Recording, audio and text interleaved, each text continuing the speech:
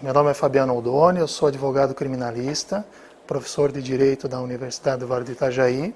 Faço pesquisa no campo da justiça restaurativa, direito sistêmico e trabalho com alguns livros escritos abordando essa temática também. Como explicar para os leitores o conceito de direito sistêmico? O direito sistêmico, ele é uma nova forma de você aplicar o direito. A gente trabalha com a ideia de que é uma forma muito mais humanizada de trabalhar com o direito. Por que isso? Porque o direito em si, quando você judicializa uma questão, o judiciário ele vai resolver o processo. Ele vai resolver aquela situação específica que chega até ele. Mas essa sentença judicial ela não resolve o conflito, porque o conflito é entre as partes. E o direito sistêmico, ou essa postura de olhar o direito de uma forma mais humana, mais ampla, ela trabalha com a ideia de que o problema tem que ser resolvido pelas partes. Você não pode terceirizar o problema para alguém. Então, quando a gente judicializa, o juiz dá uma decisão conforme a lei, conforme as provas. Mas essa decisão geralmente não agrada a ninguém. Principalmente no direito de família, é muito comum você ver uma separação, uma guarda ou alimentos sendo fixado e desagradando a todo mundo. Então, o conflito permanece. Então, o direito sistêmico visa justamente você olhar o conflito e não olhar o acordo. Você não olha o processo, você olha o conflito. Por quê? Porque esse conflito é um efeito de questões que estão por trás, que não aparecem. São as questões ocultas, são questões que não são trazidas. Então, a postura de você olhar o direito de uma forma sistêmica é você ir além dos problemas que são apresentados, além do A e do B, e fazer com que esse A e B, esses litigantes, consigam perceber realmente qual é o motivador do conflito. Essa é a ideia da visão sistêmica do direito ou do direito sistêmico. Lembrando que isso não é um ramo do direito, é só uma nova forma de você aplicar o direito. A gente hoje já tem uma morosidade grande no judiciário com o julgamento de processo. Tu analisar um contexto de uma ação, ela pode demorar ainda mais no julgamento de um processo? Não, pelo contrário. A gente trabalha em duas frentes. Primeiro, você não judicializa. Há várias oficinas, vários juízes que estão trabalhando dessa forma e eles fazem uma audiência conciliatória, ou até mesmo nos escritórios modelos, fazem audiências conciliatórias e o acordo, dali sai o acordo. Ou quando está judicializado, eles fazem essas audiências, fazem esses encontros, essas oficinas, e a partir dali o acordo é facilitado. Então há uma redução no número de sentenças, porque a ideia não é o juiz sentenciar, novamente, o juiz devolve o problema para as partes, ou seja, o problema é de vocês têm que entrar num consenso. Então, essas oficinas, essa forma diferente de ver o direito, de aplicar o direito, faz com que as partes realmente se voltem e olhem realmente onde é que está o problema. E aí elas conseguem visualizar qual é a motivação do problema e isso facilita até o acordo. Nós temos, por exemplo, juízes em Floripa, que foi uma das pioneiras que trabalha na vara da UFSC, ela sentencia muito poucos os processos, porque geralmente são feitas oficinas e são feitos os acordos provenientes daquelas oficinas. E os acordos são acordos que são cumpridos, isso que é importante. Porque esses acordos não são aqueles acordos de conciliações de mutirão de conciliação, que tu vai lá, me dá 10, te dou 8, fechamos em 7. Não é isso. Os acordos são acordos conscientes. E como são conscientes, as pessoas realmente visualizam o porquê que estão brigando, o porquê que estão litigando, e o que é importante para cada uma delas, elas saem daquele acordo e cumprem aquele acordo. Seja na área da família, no direito penal não tem como, porque não tem como você abrir mão de uma pena em algumas situações. Mas no direito de família, direito trabalhista, direito empresarial, principalmente direito de família, guarda, alimentos, separação, divórcio, é onde você tem uma aplicação muito mais efetiva dessa forma, dessa nova metodologia de ver o direito. O senhor escreveu livros sobre o assunto e defende a necessidade de mudar a forma de analisar e punir. Como seria isso? Tem o Direito Sistêmico, que é o primeiro livro que foi escrito sobre essa temática. Eu, a professora Márcia Saruba, a professora Maria Fernanda Gugelmin. Então esse é um livro que a gente apresenta de forma didática o direito sistêmico, Depois a gente trabalhou com outro livro, que é o livro da Constelação Sistêmica na Execução Penal, que é um livro que foi trabalhado a partir de um projeto no presídio, na Casa de Albergado do Irmão Liana, lá em Florianópolis. A gente trabalhou especificamente com 40 detentos e dali a gente montou, então, colheu os dados e apresentou como trabalhar desta forma, com as constelações sistêmicas, com o direito sistêmico, dentro da execução de pena. E aí, por último, a gente fez um livro sobre a justiça restaurativa sistêmica, que é uma outra abordagem, um pouco diferente, que o CNJ está implementando agora, determinando a partir de 2016, todos os tribunais têm que implementar a justiça restaurativa, que digamos que seja o gênero, e o sistêmico está dentro da justiça restaurativa. Então, esse livro, essa nova ideia, é justamente você trabalhar com a questão de você resolver o conflito a partir do diálogo, não a partir de um terceiro que conceda direitos. O diálogo, a escuta, a cooperação, ela é o principal fator para que o conflito seja solucionado, seja transformado, porque assim, a gente não tem como diminuir conflito, não tem como você acabar com o conflito faz parte da relação humana, isso é normal. Você tem como transformar esse conflito, porque se o conflito aparece, é como se fosse uma doença, aparece o efeito porque tem uma causa. O conflito, todo o conflito, toda a violência é um chamado de ajuda, é um pedido de ajuda. Então, por trás disso existe uma situação que é oculta. Então, essa nova abordagem busca, através do diálogo, através do ouvir, do escutar, busca encontrar qual é a questão que está motivando essa violência. Dentro da família é muito interessante que, geralmente, as violências domésticas estão muito atreladas com a questão de vício. Então, mas isso não é percebido. Isso só é percebido quando é conversado, quando é explicado. Por mais evidente que seja para quem está fora da família, mas para quem está dentro da família isso não é perceptível. É como diz, eu acho que foi o Saramago que diz, para tu ver a ilha, tu tem que sair da ilha, né? Então a gente ajuda essas pessoas a saírem do conflito e olhar de fora. E elas conseguem perceber realmente qual é a motivação daquilo ali. Quais países já usam esse método e quais seriam os benefícios? O direito sistêmico, ou a aplicação da forma sistêmica dentro do direito, ela se eu não me engano, ela é só no Brasil, tá? Nós temos, o Brasil foi o pioneiro disso. A constelação sistêmica, ela surge na Alemanha, né? E ela vai para o mundo, mas ela vem inicialmente no Brasil de forma muito forte dentro do judiciário. Isso é uma coisa. A justiça restaurativa não. A justiça restaurativa é outra coisa. E justiça restaurativa tem abordagens lá em 1970 no Canadá, Austrália, nos Estados Unidos isso é muito forte. Então os países da América do Norte aplicam muito a justiça restaurativa ou as práticas restaurativas, seja no judiciário, seja na comunidade. O Brasil é muito novo ainda tudo isso. Então nós temos duas situações que são diferentes, mas que abordam têm o mesmo propósito, que é a justiça restaurativa e o direito sistêmico. Eles se alinham, não são coisas que se excluem, eles se alinham. E eles surgem mais ou menos no mesmo período, há uns 3 anos atrás. Então é tudo muito novo. Está tudo sendo construído ainda no Brasil. Então a gente tem curso de formação para quem quer ser formador ou facilitador de justiça restaurativa. Porque o judiciário não consegue encontrar pessoas que são capacitadas para facilitar. Aquele que vai lá não é um mediador comum, não é o conciliador comum. O facilitador precisa ter um outro feeling. Não é simplesmente se sentar e ver o acordo para que lado vai. Não é isso. É muito mais complexo do que isso. E nós não temos material humano para isso. Então, existe toda uma necessidade de você formar essas pessoas ainda. Mesmo porque na universidade não se debate isso ainda, né? Não faz parte da carga horária. Nós temos agora, a gente conseguiu incluir na Univale uma EAD com métodos alternativos de solução de transformação de conflito e dentro dela a gente trabalha a justiça restaurativa e abordagem sistêmica, mas não é grade curricular, entende? Então, mas aos poucos isso está vindo.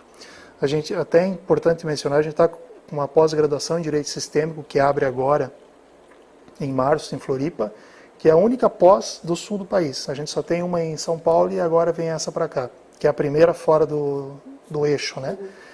E a gente vê a necessidade que as pessoas têm de buscar esse conhecimento, porque não há onde estudar. Nós temos apenas cursos avulsos, né?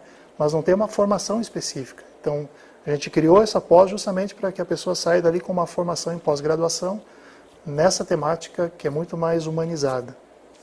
O senhor acredita que seriam os próprios operadores dos direitos que deveriam buscar auxílio na psicologia, economia, política e moral ao julgar o conflito? Olha, o conciliador, ou aquele que se propõe a ser um mediador do conflito do outro, A gente parte desse princípio de que primeiro ele tem que estar inteiro ele tem que conhecer a si, as suas mazelas, as suas dificuldades. Porque o que a gente encontra de mediador, conciliador por aí, que tem mais problema do que as partes, é complicado. Então ele não vai ajudar em nada. Então um conciliador, um mediador verdadeiro, aquele que se propõe a ser realmente, ele tem que primeiro mediar os conflitos dele. Tem que fazer uma busca dos seus problemas. E aí ele vai ter que trabalhar com psicologia, ele vai ter que fazer autoconhecimento, ele vai ter que fazer uma formação pessoal e humanística nele. Depois ele pode ir até o mundo do outro e verificar como ele pode colaborar. Porque o mediador, nessas novas abordagens, ele não diz o que é certo e o que é errado, ele não dá o direito para ninguém. Ele simplesmente faz com que as partes busquem o que é melhor para elas. E aí entra uma questão muito difícil para nós, enquanto seres humanos, que é o não julgar. Porque a gente julga a todo momento. E o mediador também julga. Só que ele tem que saber que ele não pode julgar. Então é muito difícil. Então o direito em si não anda sozinho. Não tem como você trabalhar no direito só com o direito. O direito em si é a lei. A lei está ali. A gente precisa humanizar isso. Então você tem que trabalhar com a transdisciplinaridade, sim. Sociologia, criminologia e assim por diante. O direito sistêmico busca a solução para as partes envolvidas no conflito. É uma forma inovadora de justiça, pois pressupõe que ninguém completamente tem razão?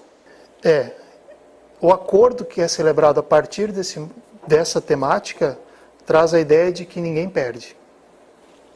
Esse é o ideal, ou seja, o acordo, ninguém perde. Todos têm que sair ganhando. Então tem que achar eles têm que encontrar uma solução em que todos saiam satisfeitos. Essa é a abordagem. Porque se um não sair satisfeito, o conflito permanece. E ele volta para o judiciário depois porque não pagou a pensão, porque descumpriu os dias de visita, ou porque reincidiu na violência. Então ambos têm que sair do acordo conscientes e felizes, entre aspas, com aquele acordo. Não pode ser bom apenas para um. Como é bastante novo, o direito sistêmico gera desconfiança. Uma frente acredita que, em geral, a invasão de técnicas e outras ciências ao direito não é boa, porque acaba sendo utilizada como uma fuga. Também há uma preocupação com relação às pessoas sem habilidade manejando técnicas de ciências próprias e supostamente danificando a psique de pessoas. Como o senhor responde a essas críticas? Bom, a primeira abordagem de que é uma técnica de fora que vem para o direito, que é uma técnica que é uma crítica que quem faz geralmente é porque ignoram como funciona. Essa abordagem é uma abordagem, primeiro, que tem que ser feita por profissional habilitado. Então não é qualquer profissional, e a gente tem visto que profissionais que não têm habilitação fazendo, isso realmente gera danos. Porque você mexe com toda a psicologia, todo o psiquismo, toda uma relação familiar da pessoa e depois não tem um acompanhamento. Isso é muito perigoso. Então, quem for se prontificar a fazer isso tem que ter formação, tem que ter conhecimento. E essa crítica é verdadeira, é acertada. Agora, de que não pode haver uma intromissão de técnicas dentro do direito, isso é falso. Isso é ignorante. Por quê? Porque o direito por si só não sobrevive.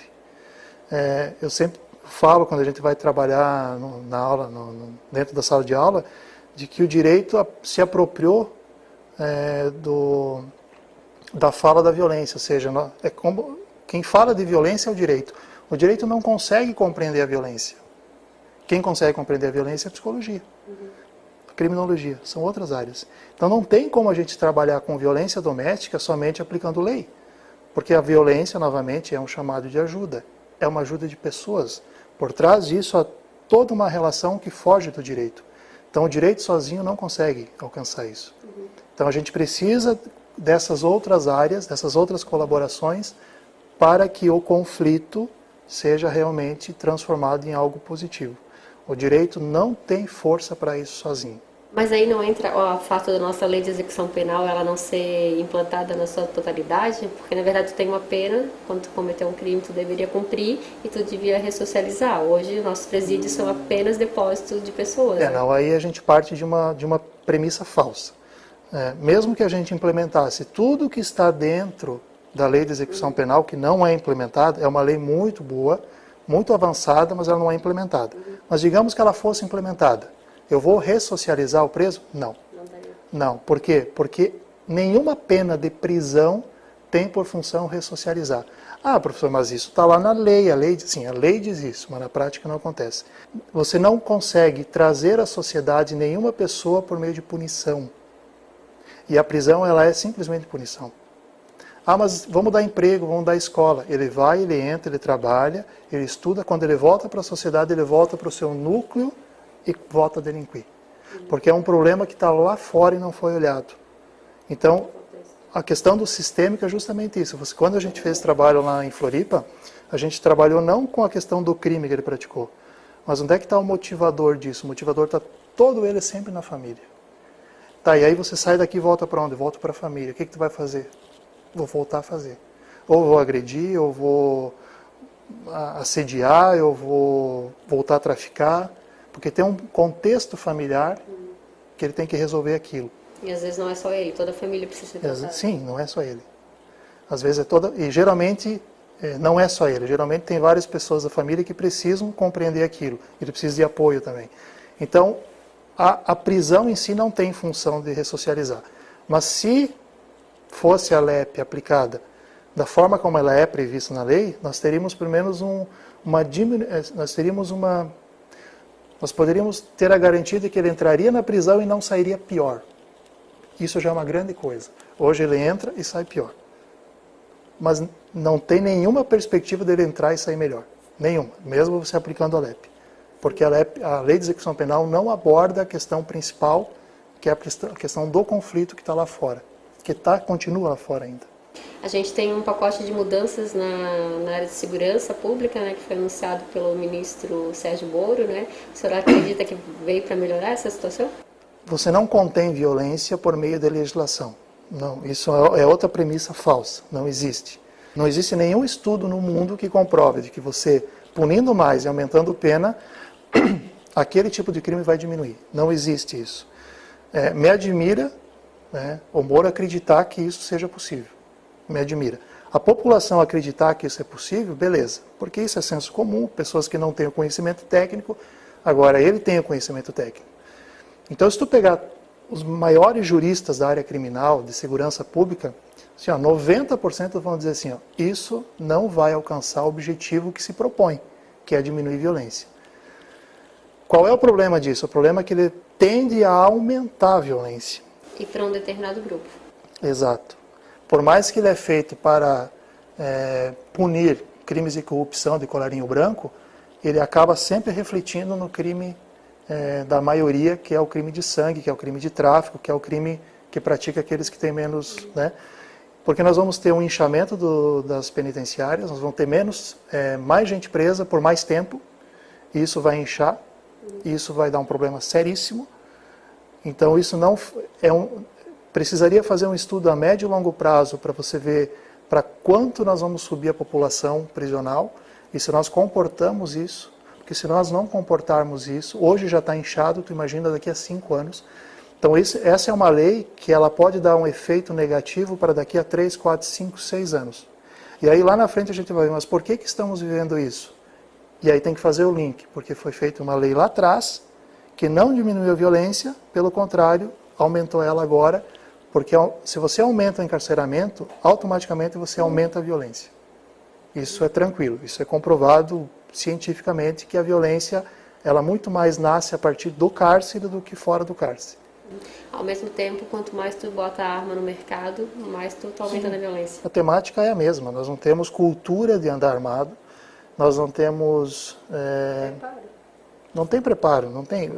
Os próprios policiais avisam, olha, para um civil andar armado, né, eu, policial, a gente tem alunos policiais, assim, eu, policial, andar armado, às vezes eu já me sinto incapaz de estar com essa arma porque eu posso fazer besteira. Tu imagina alguém que não tem o preparo suficiente para isso. Também é outra perspectiva de que vai gerar segurança. Não vai, mas a gente precisa talvez passar por isso, para que lá na frente a gente olhe e fale assim, olha, foi avisado, né? Porque nós não teremos uma estatística positiva. Talvez nós teremos um aumento de acidentes domésticos com armas, com crianças, violência doméstica contra as mulheres, que são hoje vítimas de arma de fogo, poderá ter um aumento. E aquela ideia de que, ou entre aspas, bandido, não vai entrar numa casa porque tem arma, ele não respeita nem o policial armado e vai respeitar o cidadão que tem uma arma em casa. Então, é outra premissa falsa, é absolutamente falso isso. Mas o senhor, como estudioso e especialista, acha que realmente a gente precisava passar por isso? Porque a gente tem experiências que vêm de outros países que mostram que tu armar a população não está dando certo, né? Eu acho que, bom, nós tivemos um governo que trabalhou com a questão social por um longo tempo, com os seus problemas da questão de corrupção, enfim, mas que o lado social foi um lado muito interessante e bacana. E parece que isso não é do agrado. As pessoas querem mudar, né? Mas isso é muito mais pelo que nos é passado pela mídia, porque é plantada uma situação de medo e de insegurança, e isso é feito a partir de uma lógica de mercado. Você planta isso para depois você colher, e qual é a colheita disso? Você trazer novamente as indústrias armamentistas para cá. Por trás disso tem uma questão mercadológica muito forte. Então, foi avisado, foi dito, tem estudos, tem comparativos, a população não quer saber. Então, talvez a gente precise vivenciar isso, infelizmente, com aumento de violência e com morte de muitos inocentes, para eles se conscientizarem que realmente não era isso. Que nós temos uma população que parece que só acredita naquilo que vê, né? São muitas discussões em mesa de bar, então, quando você mas eu estudo o assunto há tanto tempo, não tem mais sentido. Diminuído, né? Você não tem sentido as pessoas que estudam isso. Tem sentido aquilo que eu acho que é o certo. Então, nesse caso, me parece que seja necessário essas pessoas sentirem o impacto disso nas suas vidas, para que delas comecem a retroagir. O Tribunal do Júri, ao julgar crimes contra a vida, é formado por pessoas da comunidade. O senhor acredita que esse método é o mais eficaz para se fazer justiça? Olha, o método do Tribunal do Júri é um método que, diferentemente das decisões proferidas por um juiz, são decisões que não são baseadas em provas, muitas vezes. São baseadas no convencimento. Tanto que eu voto sim ou não, e eu não preciso dizer por que eu voto sim ou não. Qual é o meu convencimento? Não sei, pode ser que eu tenha gostado do discurso do promotor, pode ser que eu tenha gostado da postura do advogado, pode ser que eu não tenha batido com a lata do acusador, pode ser que o acusado ali é uma pessoa que não me passou confiança. São tudo questões subjetivas. Então, talvez alguns dos jurados até consigam fazer uma avaliação de prova, mas basicamente não é. É um julgamento de convencimento, é um julgamento muito subjetivo. Bom, nós temos uma sociedade que é extremamente vingativa, que é extremamente punitivista. Então, tu leva isso para dentro do Tribunal do Júri, nós vamos ter uma consequência lá.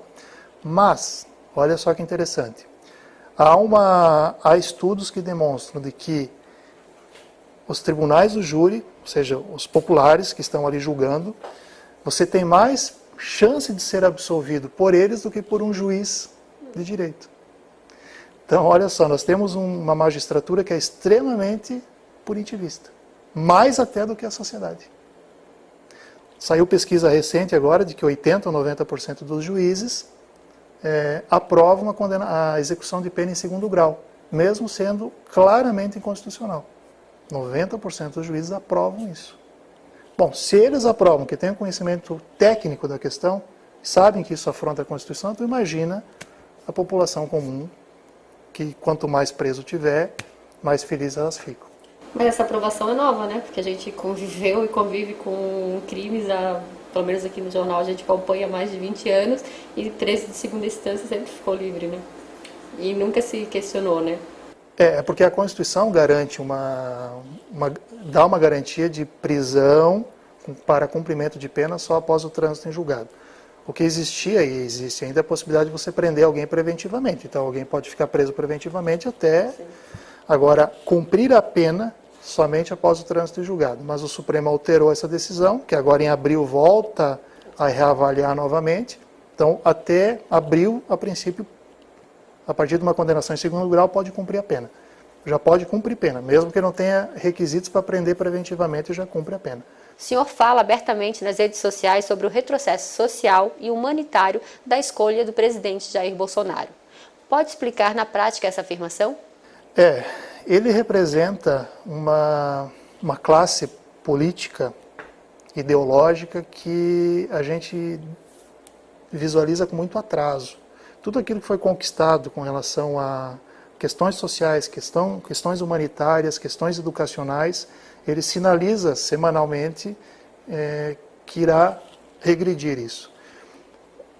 Não porque ele queira piorar, mas porque a posição que eles adotam é uma posição de regresso, uma posição muito conservadora, uma posição que visualiza, que trabalha com a sociedade de uma forma muito dualista, entre as pessoas boas e as pessoas ruins.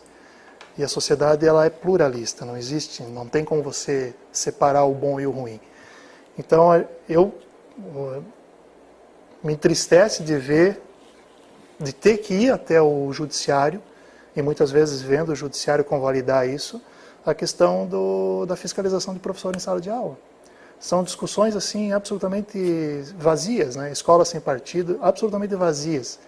Nós temos muitas coisas mais sérias para se preocupar, e a questão de gênero é algo que está sempre na boca de uma ministra. Então, religião entrando muito dentro do Estado. Então, são todos retrocessos que, se a gente voltar 30, 40, 50 anos atrás, a gente parece que não evoluiu. Então, nós estamos tendo alguns retrocessos, sim. Vejo um governo absolutamente perdido, um governo inexperiente, que entra no comando, não sabe o que fazer, quer aplicar as medidas de campanha, quando começa a implementar, recebe uma chuva de críticas, retroage, não sabe para onde ir, e com isso ele vai balizando o seu governo com base naquilo que a população vai aceitando e tal, mas por trás disso há vários outros interesses mercadológicos, de mercado, financeiros, e esses interesses, obviamente, são contra meio ambiente, direitos sociais e assim por diante. Então, são duas forças. Se há para dividir esse governo em duas partes, é uma parte do social e do humano, do ambiental de um lado, e uma parte do capital do outro. É muito claro isso. Isso está muito visível. E eles não têm vergonha de esconder isso. Tudo que está acontecendo, nada disso deixou de ser falado na época de campanha. Exato, não é nada novo. Exatamente que ia acontecer isso e está acontecendo, né? E o mais interessante é que muitos concordam. Sim. Muitos concordam, acham que isso é bom.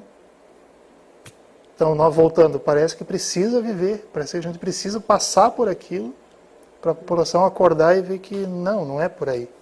Talvez o grande embate que ocorra, ou que deva ocorrer agora com a MP da Previdência, né? Onde a dificuldade de tu ter acesso à Previdência, né? Porque aí você vai atacar todo mundo, né? Você vai pegar justamente da dona de casa, do agricultor até o empresário, você vai colocar todo mundo num descontentamento, né? Mas ainda haverá gente dizendo que tá bom.